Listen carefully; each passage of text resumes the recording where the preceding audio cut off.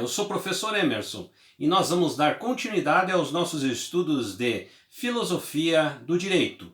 Hoje estaremos discutindo um pouco sobre o teórico Ronald Dworkin.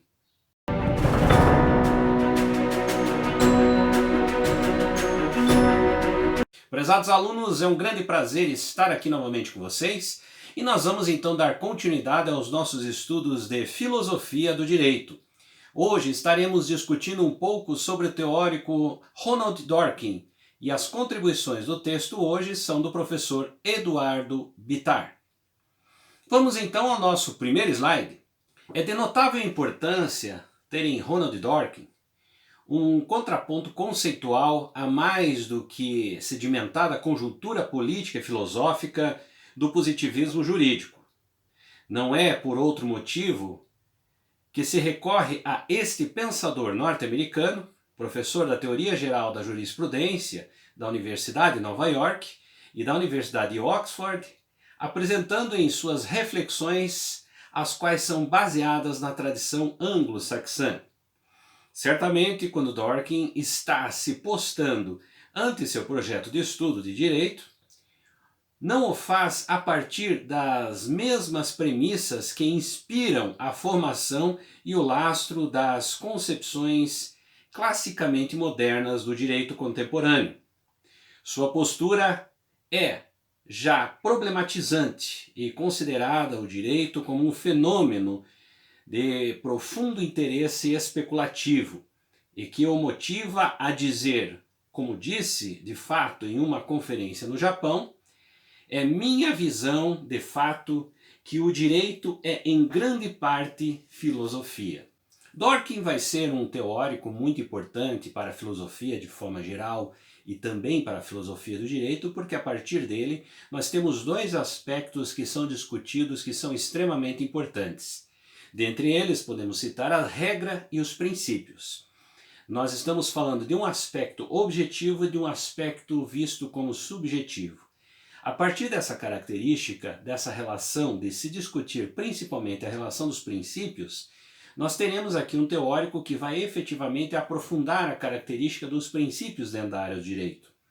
Entendendo também que as regras são extremamente importantes, mas essa relação feita por Dworkin vai, em outras palavras, trazer uma nova perspectiva no pensamento do direito com relação a essas duas características importantes, que são as regras e são os princípios. Vamos então ao nosso próximo slide.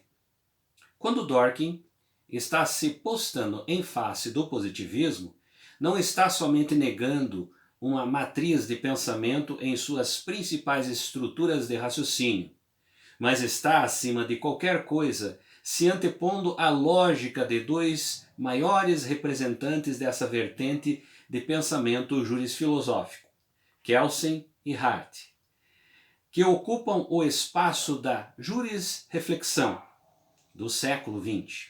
Além disso, ao reacender o debate sobre pontos frágeis do positivismo, automaticamente Dworkin reacende a labareda que o faz colocar-se também em face do justnaturalismo e do pragmatismo.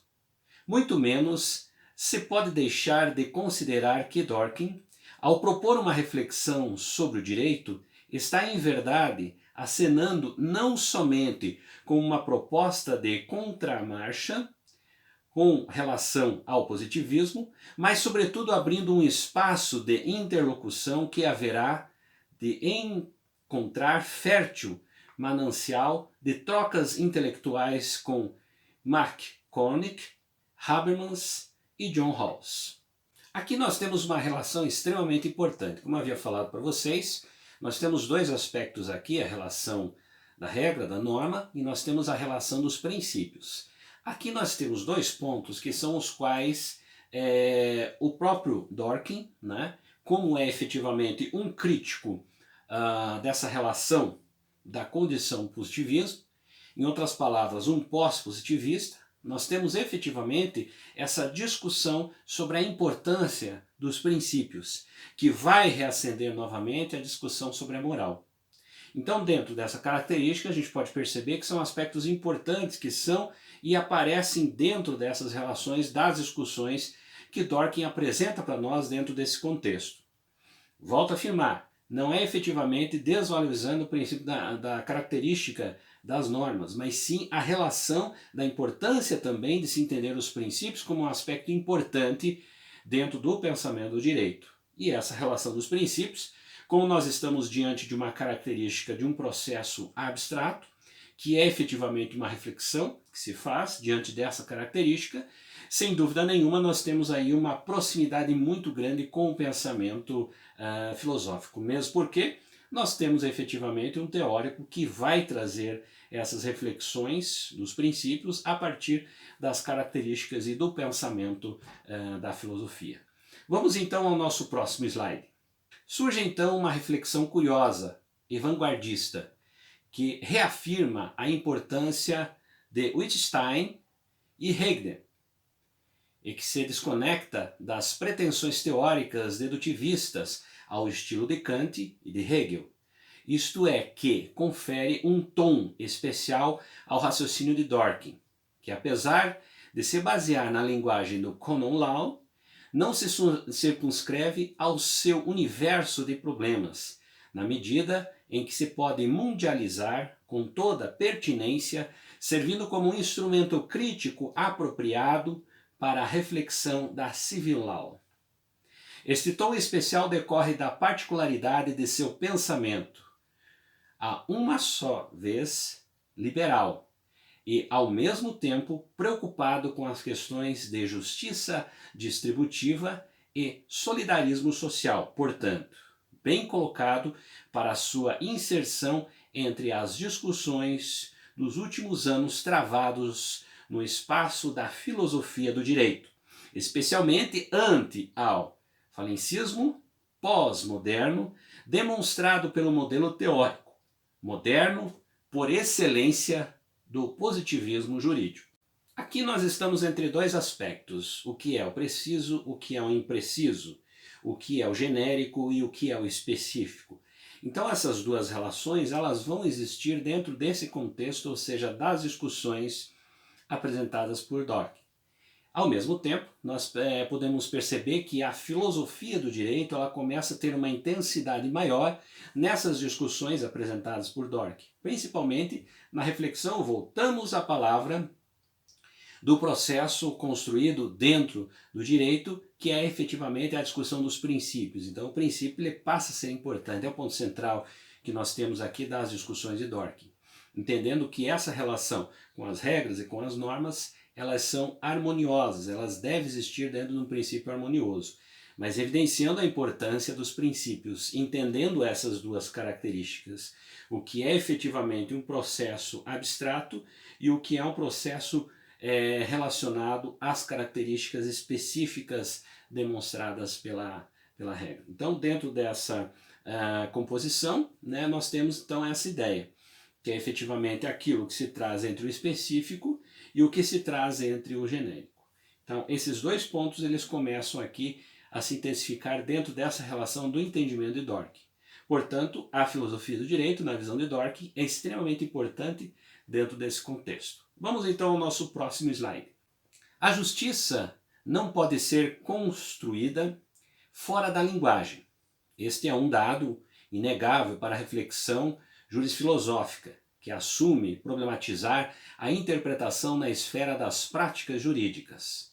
Não por um motivo, o direito não é visto como uma investigação, especialmente no processo, que reconstrói dados do passado, como um historiador o faria, mas sim um tipo de atitude investigativa sobre a realidade que realiza a interpretação sobre fatos ocorridos e juridicamente relevantes dentro de um contexto decisório. O direito é, assim, considerado em sua teoria, fato interpretativo que depende visceralmente das necessidades da prática social comunitária e institucional dos agentes de justiça. O direito pode ser entendido como uma atitude interpretativa, na medida em que corresponde a uma certa aparição no sentido enquanto fruto da comunidade que realiza a justiça. De fato, o juiz será vinculado não somente pelo caso, mas pelo conjunto de determinações que pressionam uma decisão para decidir, obrigando argumentos de princípios, mas não os de política. Percebam vocês que o Dworkin começa então a evidenciar esse processo da participação do próprio juiz dentro das características do princípio. Então o princípio efetivamente traz essa reflexão, traz essa característica e traz esse processo de entender que a cada momento você teria efetivamente uma reflexão. E aí ele traz essa ideia da imprecisão. Quando você vai praticamente entender como um processo a partir da norma, você tem um processo da precisão. E a imprecisão seria, em outras palavras, essa relação do entendimento filosófico que se tem com relação aos princípios. E aí nós temos esses dois lados, que são dois aspectos importantes aqui, discutidos então por Dworkin. Vamos então ao nosso próximo slide. Suas reflexões são precisas, no sentido de se inclinarem pelo viés da interpretação à discussão da própria noção de direito. A questão da interpretação não é, de um modo algum, um capítulo à latere da discussão de como o direito se operacionaliza na prática, mas é de fato um aspecto crucial do desenvolvimento do próprio direito, algo que nos consente compreender sua ideia de que o direito não se exaure em ser um conjunto de normas, pois pressupõe de fato, além de regras, essas conhecidas pelo positivismo como últimas formas de manifestação da juridicidade, também princípios estes igualmente vinculantes à atividade judicial. Normas e princípios, portanto, contrapõem um sistema jurídico na medida em que as normas jurídicas válidas se aplicam e normas jurídicas inválidas não se aplicam, enquanto que os princípios sempre se aplicam com maior ou menor intensidade aqui ou ali, mas sempre serão considerados subsídios para que a interpretação de cada caso esteja escorada em valores morais de grande força e peso socio-institucional. Aqui nós temos efetivamente essa relação que é trazida, em outras palavras, sobre novamente trazer a discussão da moral e a sua relação e seu valor, né, diante da característica do direito, e entendendo que isso passa a ser visto como um aspecto visto como uma coerência.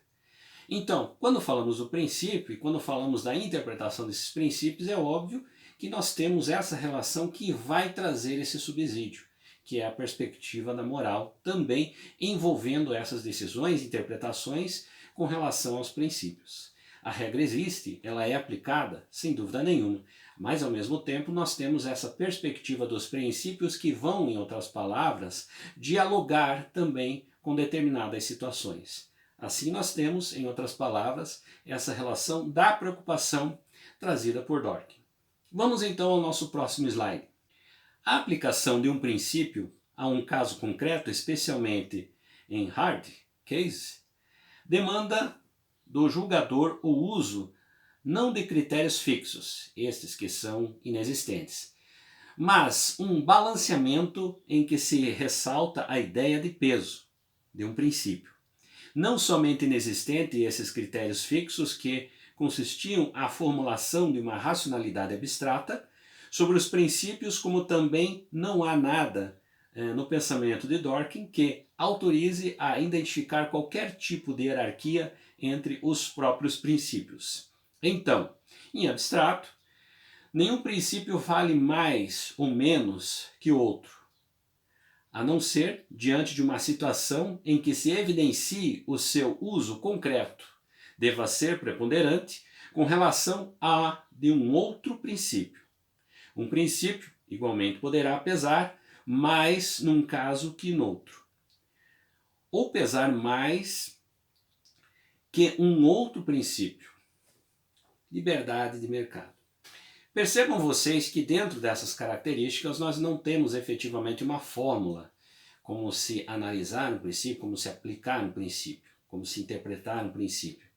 Tudo efetivamente vai depender de todo esse processo construído, das discussões e das relações concretas existentes dentro de uma situação específica dentro da área do direito.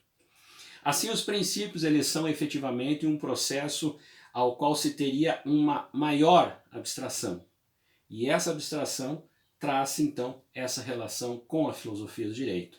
E aí entendemos a relação da importância quando você fala no direito e quando você alia ele ao pensamento da filosofia do direito.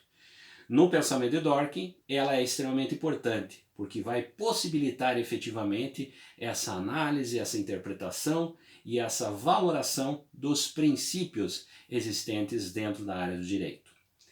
Espero que tenha contribuído com vocês aqui essas informações sobre Dworkin, que vai, em outras palavras, contribuir muito com essa estrutura de desenvolvimento, né, que vai ocorrer com o processo temporal da característica da filosofia do direito. E o Dworkin é, em outras palavras, um teórico que contribuiu muito com o avanço da filosofia do direito. Todos vocês, muito obrigado e nos encontramos então no nosso próximo vídeo.